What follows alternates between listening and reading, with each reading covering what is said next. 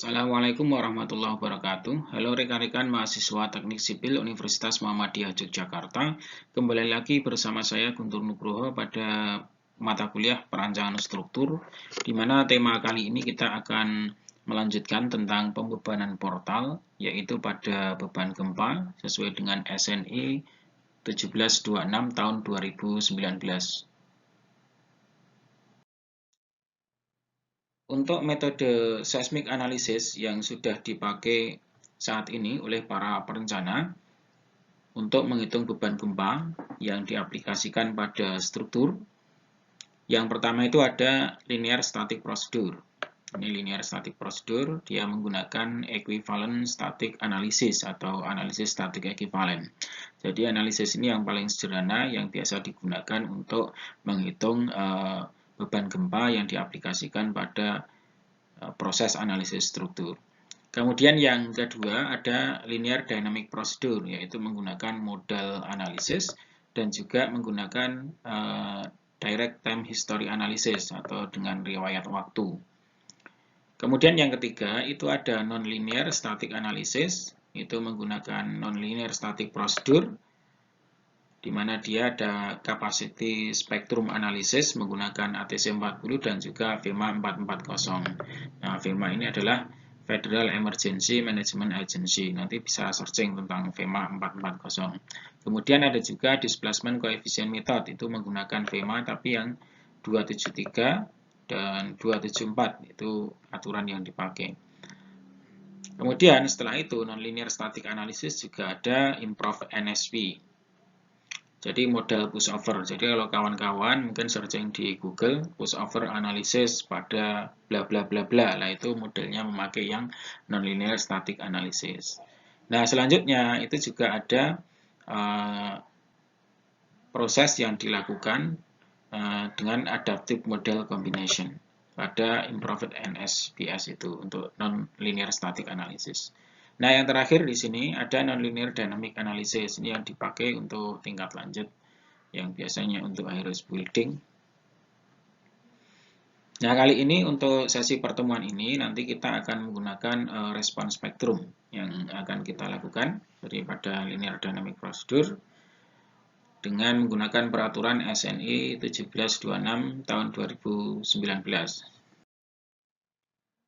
Pada SNI 1726 tahun 2019 itu juga merupakan perbaruan dari tahun sebelumnya, di mana gempa rencana itu direncanakan berdasarkan percepatan respons spektral yang ditentukan berdasarkan pada peta percepatan batuan dasar periode pendek 0,2 detik untuk SS dan percepatan batuan dasar untuk periode 1 detik untuk S1 dengan probabilitas terlampaui 2% dan 50 tahun.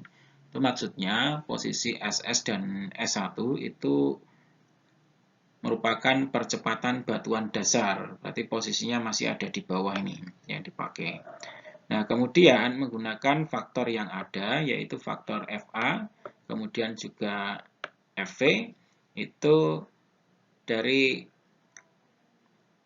getaran yang ada di bawah ini, kemudian itu diukur dan dirambatkan ke atas sampai kepada posisi yang ada di atas ini, maksudnya pada ground, pada surface-nya, surface dari permukaan. Nah, posisi bangunan kita kan berada di permukaan ini, nah, maka di situ diterjemah pada SMS dan juga SM1. Nah, gempa rencana ditetapkan sebagai gempa dengan kemungkinan terlampaui besarnya selama umur struktur bangunan 50 tahun dan sebesar 2%. Untuk respon dari spectral analysis tadi, kita mempunyai nilai bahwa SMS itu adalah FA dikalikan dengan SS. Kemudian setelah itu ada reduksi, yaitu menggunakan rumus SDS yang besarnya adalah 2/3 SMS. Sehingga responnya itu dari yang merah itu turun menjadi yang biru. Nah, selanjutnya dari SDS itu akan ada, nanti di SNI kan ada faktor keutamaan, yaitu I. Kemudian ada faktor daktilitas, yang itu akan mempengaruhi dan menurunkan respon yang sebenarnya. Yang dipakai itu adalah yang hijau ini. Untuk peta gempa yang terbaru, ini saya sumberkan dari SNI 1726 tahun 2019. Nanti kawan-kawan bisa melihat pada buku SNI-nya, yaitu pada gambar 17, di mana background acceleration untuk gempa maksimum yang dipertimbangkan rata untuk geometriknya di wilayah Indonesia. Jadi ini yang kita pakai. Nanti teman-teman bisa melihat dari perbedaan warna-warna yang ada, itu menunjukkan berapa besar dari G-nya. Kemudian pada gambar yang 16 itu ada parameter gerak tanah untuk S1, gempa maksimum yang dipertimbangkan resiko tertarget di wilayah Indonesia untuk spektrum respon 0,2 detik dengan redaman 5%. Nah, untuk gambar yang 15, itu nanti parameter gerak tanah yang SS ya, itu untuk gempa maksimum dipertimbangkan risiko tertarget di wilayah Indonesia untuk spektrum respon 0,2 detik dengan redaman kritisnya 5%. Jadi peta-peta inilah yang nanti akan banyak kita pakai untuk melakukan desain respon spektrum. Untuk yang pertama yang akan kita lakukan adalah mengetahui tentang klasifikasi dari situs ya, klasifikasi situs. Jadi pada SNI di pasal ini menjelaskan mengenai prosedur untuk klasifikasi suatu situs untuk memberikan kriteria desain seismik berupa faktor amplifikasi pada bangunan. Dalam perumusan kriteria desain seismik suatu bangunan di permukaan tanah atau penentuan amplifikasi besaran percepatan gempa puncak dari batuan dasar ke permukaan tanah untuk suatu situs, maka situs tersebut harus diklasifikasikan terlebih dahulu. Nah, profil tanah di situs harus diklasifikasikan sesuai dengan tabel 5 berdasarkan profil tanah lapisan 30 meter paling atas. Nah, penetapan kelas situs harus sesuai penyelidikan tanah di lapangan dan di laboratorium yang dilakukan oleh otoritas yang memang benar-benar berwenang atau ahli geoteknik yang tersertifikat, dengan minimal mengukur secara independen 2 dari 3 parameter tanah yang tercantum dalam tabel 5. Nah, tabel 5 itu seperti apa? Kita akan Nah, inilah tabel 5, tabel yang ada di SNI 1726 tahun 2019 yang membagi kelas situs itu menjadi yang pertama ada SA untuk batuan keras, kemudian ada SB untuk batuan, kemudian SC ada tanah keras, kemudian sangat padat dan batuan lunak. Kemudian yang SD itu tanah sedang, yang terakhir adalah SE itu tanah lunak. Nah, metode yang digunakan itu yang pertama dengan menggunakan percepatan ya, metode percepatan. Kemudian yang kedua menggunakan metode hasil pengemburan SPT. Kemudian yang ketiga tegangan yang ada di tanah. Nah, nanti teman-teman akan mencari klasifikasi dari situs ini dengan menggunakan salah satu dari yang tiga ini. Ini satu, kemudian dua, ataupun yang ketiga. Nah, selanjutnya untuk tanah-tanah yang ada di sini ada keterangan di bagian bawah setiap profil tanah mengandung lebih dari 3 meter tanah dengan karakteristik sebagai berikut. Ini ada indeks plastisitas atau IP-nya lebih dari 20%, kemudian kadar airnya W-nya lebih dari sama dengan 40%, kemudian kuat geser aliran SU itu lebih kecil dari 25 kPa. Untuk klasifikasi situs daerah SF, yaitu tanah khusus yang membutuhkan investigasi geoteknik spesifik dan analisis respon spesifik situs.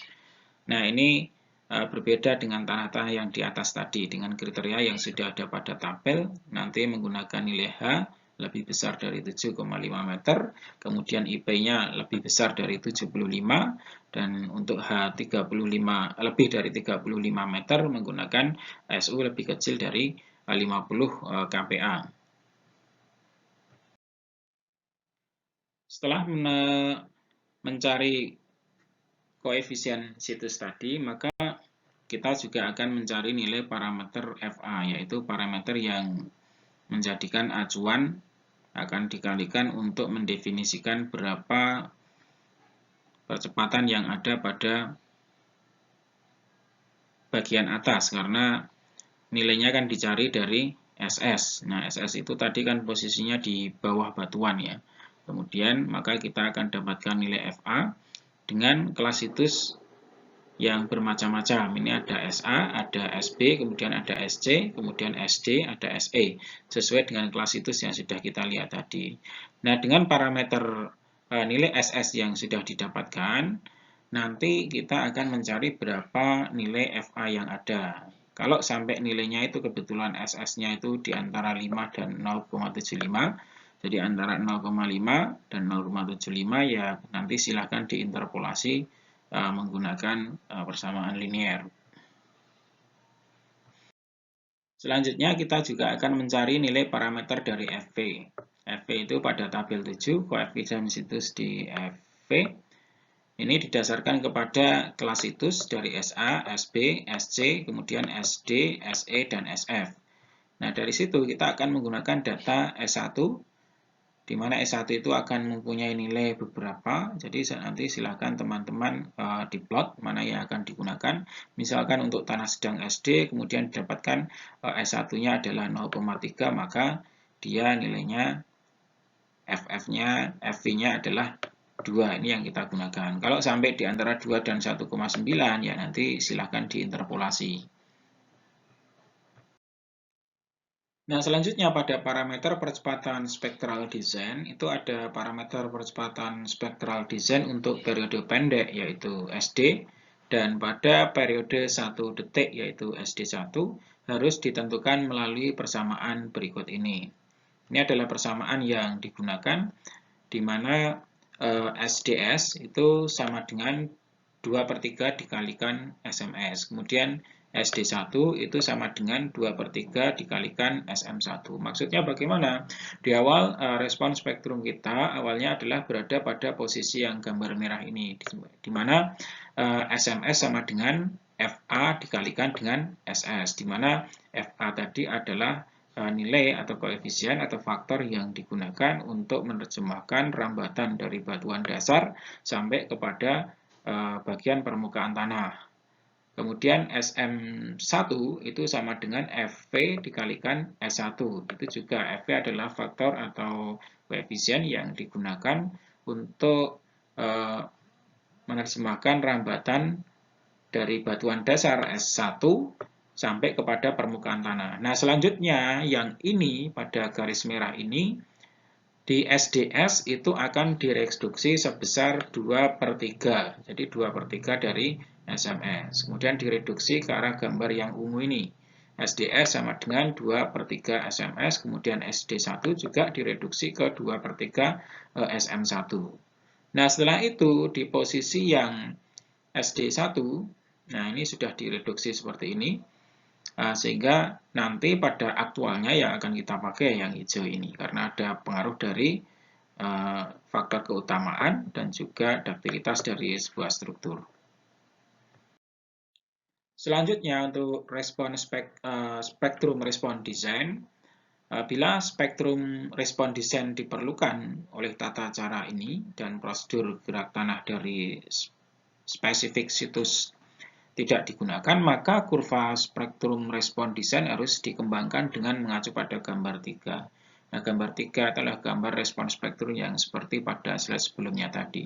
Dan mengikuti ketentuan di bawah ini. Adapun ketentuannya, kawan-kawan bisa melihat posisi yang pertama, untuk periode yang lebih kecil dari T0, jadi periode dia lebih kecil dari T0, maka spektrum respon percepatan desain SA harus diambil dengan menggunakan persamaan yang ada di sini, yaitu SA sama dengan SD dikalikan 0,4 plus 0,6 T dibagi dengan T0. T-nya adalah periode. Nah, untuk yang kedua, untuk periode lebih besar dari atau sama dengan T0. Jadi posisinya lebih besar atau sama dengan, lebih besar sama dengan, dan lebih kecil dari atau sama dengan TS. Jadi di antara T0 dan TS. Maka spektrum respon percepatan desain SA sama dengan menggunakan SDS.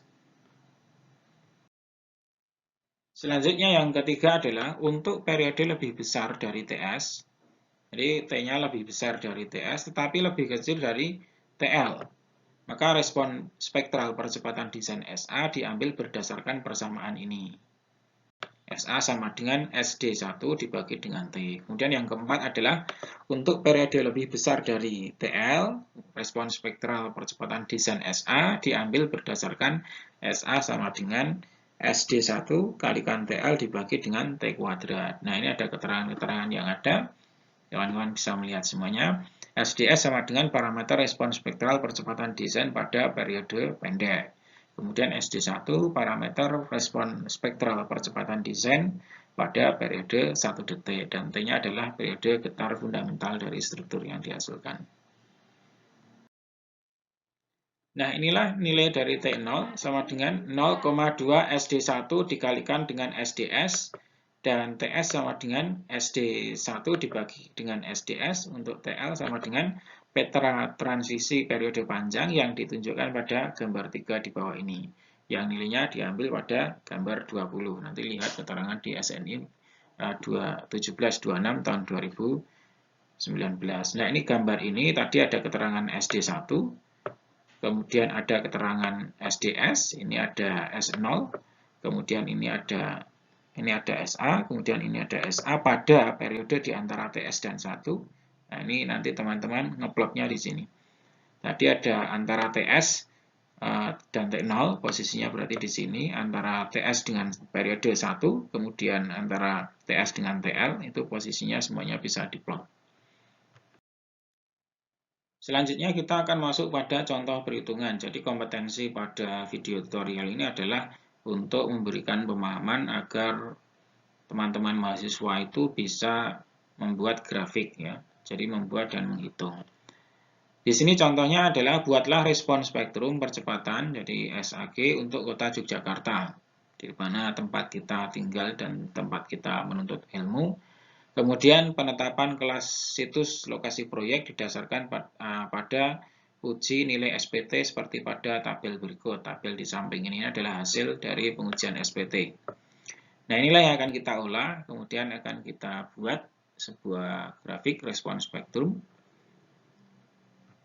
Yang pertama itu ada klasifikasi situs. Yang pertama, seperti yang sudah kita sampaikan tadi, kita akan mengklasifikasikan situs apakah pada batuan keras atau batuan atau tanah yang keras atau tanah sedang, tanah lunak atau tanah yang memang perlu investigasi secara geoteknik yang lebih lanjut. Nah, caranya adalah dari data NSPT yang sudah ada. Jadi, data SPT ini akan kita olah. Ini ada data kedalaman, kemudian ini ada DI dan NI, kemudian ini adalah rasionya.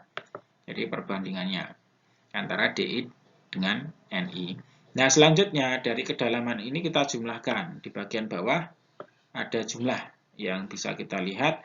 Kemudian sigma DI ada, kemudian sigma NI ada, rasio dari sigma DI per NI juga ada. Nah, rumusnya adalah N sama dengan sigma DI dibagi dengan sigma DI per NI. Jadi ada angka 40 ini, kemudian kita bagi dengan angka totalnya, yaitu total dari rasio DI per NI, 2,03103. Sehingga angka N ini kita dapatkan 19,694. Nah, kata N ini, angka N ini akan kita plottingkan kepada grafik yang sudah kita punya tadi. Jadi nilai NSPT rata-rata, data korelasi tersebut bernilai, nah posisinya kan antara 15 sampai dengan 50, yaitu 19,69. Sehingga dia dikategorikan berada pada tanah sedang. Jadi tanah yang SD ini. Inilah cara dari klasifikasi situs, jadi kawan-kawan bisa menerapkan. Kebetulan yang diambil ini adalah menggunakan data SPT. Selanjutnya, kita akan mencari nilai FA ya. FA ini adalah sebuah parameter atau sebuah koefisien yang dicari untuk digunakan menerjemahkan, jadi rambatan dari dasar sampai kepada permukaan. Nah, untuk mencari FA ini, kita harus mencari dulu berapa nilai SS dan S1. Nah, ini SS dan S1 sudah saya berikan di beberapa kota besar yang ada di Indonesia. Kebetulan di Jogja, itu kita memakai 0,788121 untuk SS, dan kemudian S1-nya adalah 0,3888649. Jadi nilainya sudah ada di sini. Ini yang bagian bawah ini. Jadi teman-teman bisa melihat ke sini. Ini adalah nilai dari SS dan S1. Nah, nilai ini akan kita bawa kepada grafik kita, tabel kita. Jadi tabelnya yang pertama tadi kelas itu kita dapatkan di SD, kemudian SS-nya itu ada di 0,788, itu posisinya lebih besar dari 0,75 dan sampai kepada 1 kan gitu. Dia di antara ini. Sehingga dari nilai ini akan kita lakukan interpolasi. Interpolasi untuk dicari berapa nilai FA. Dengan operasional matematika seperti ini, nanti kawan-kawan bisa melihat dengan detail. Nah, ini akan kita dapatkan nilai FA sama dengan 1,18472. Sehingga ini akan kita pakai untuk menerjemahkan sampai kepada bagian permukaan, jadi respon di bagian permukaan tanah. Selanjutnya, kita juga akan mencari nilai FV. Nilai FV ini berdasarkan nilai SS dan juga S1, seperti data yang sudah kita punya, nilai